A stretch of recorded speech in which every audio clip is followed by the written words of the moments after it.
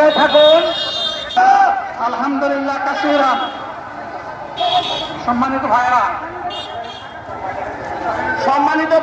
আপনারা সামনে বাংলাদেশ ইনশাআল্লাহ সবাইকে নিয়ে আমরা গর্ব।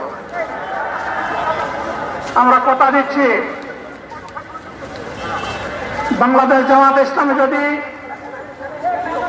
আল্লাহ তাআলার মেহেরবানি এবং সরকার জনগণের ভালোবাসা নিয়ে সরকার গঠন করে,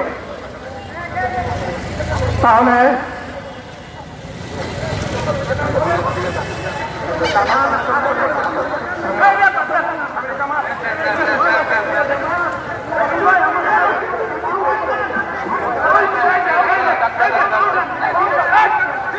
গরমের কারণে হয়েছে, কিন্তু উনি বারবারই চেষ্টা করছিলেন বক্তব্য দেওয়ার জন্য। ডাক্তাররা বলছেন ওনারা বক্তব্য রাখা ঠিক হবে না। ওনার যে বক্তৃতা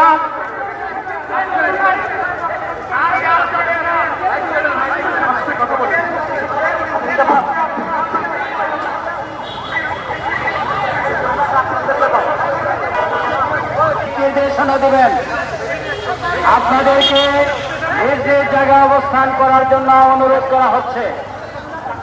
দেন না এখানে আপনাদের এই ড্রোনগুলো আরে আল্লাহ যত সময় আয়াত দিচ্ছেন, আল্লাহ যত সময় আয়াত দিয়েছেন তত সময় মানুষের জন্য লড়াই করবো ইনশাআল্লাহ।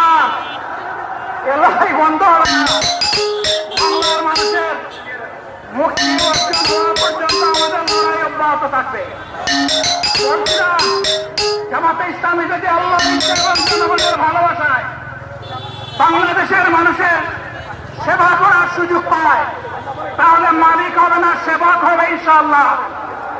আজ আমি ঘোষণা দিচ্ছি, লক্ষ জনতাকে সাথে নিয়ে বাংলাদেশ জামাতে ইসলামী থেকে যারা আগামীতে সংসদ সদস্য হিসাবে নির্বাচিত হবেন, আর আপনারা কথা বন্ধ করেন, আপনারা কথা বন্ধ করেন, সবাই বসে পড়েন, সবাই বসেন, বসেন, কেউ দাঁড়াবেন না, সবাই বসেন।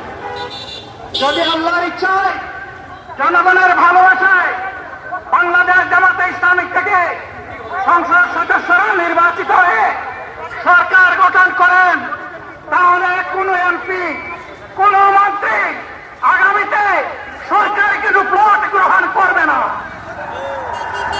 কোন এমপি এবং কোন মন্ত্রী ট্যাক্সবিহীন কোন গাড়ি চড়বে না। কোন এমপি এবং কোন মন্ত্রী তার নিজের হাতে কোনো টাকা চালাচালি করবে না। কোন এমপি এবং কোন মন্ত্রী যদি তার নির্দিষ্ট কোনো কাজের জন্য বরাদ্দ পেয়ে থাকেন, কাজ শেষ হওয়ার সাথে সাথে বাংলাদেশের 18 কোটি মানুষের কাছে তারা তার প্রতিবেদন তুলে ধরতে বাধ্য হবে। সম্মানিত বন্ধুগণ, চাঁদা আমরা নিব না, দুর্নীতি আমরা করব না, চাঁদা আমরা নিতে দেব না, দুর্নীতি আমরা সহ্য করব না। এই বাংলাদেশটাই আমরা দেখতে চাই। যুবকদেরকে আমরা স্পষ্ট ভাষায় বলতে চাই, বন্ধুগণ, তোমাদের সাথে আমরা আছি। আমি আজকে জামাতের আমির হিসাবে এখানে কথা বলতে আসিনি। আমি এসেছি বাংলাদেশের 18 কোটি মানুষের একজন হয়ে কথা বলতে। আমি শিশুদের বন্ধু, আমি যুবকদের ভাই, আমি বয়স্কদের সহযোদ্ধা, আমার বোনদের আমি ভাই। সুতরাং তাদের মুক্তির জন্য আমি দায়িত্ব নিয়ে আসতে এখানে দাঁড়িয়েছিলাম। আল্লাহর ইচ্ছা শরীর আমাকে সাময়িকভাবে সহযোগিতা করে নাই, এটাও আল্লাহর ইচ্ছা যে এখন আল্লাহ আমাকে কথা বলার সুযোগ দিচ্ছেন। আমি বলতে চাই, বাংলাদেশের নির্দিষ্ট কোন শ্রেণীর মুক্তির জন্য আমাদের এই লড়াই নয়। রাস্তার একজন পরিচ্ছন্নতা কর্মী, চা বাগানের একজন শ্রমিক,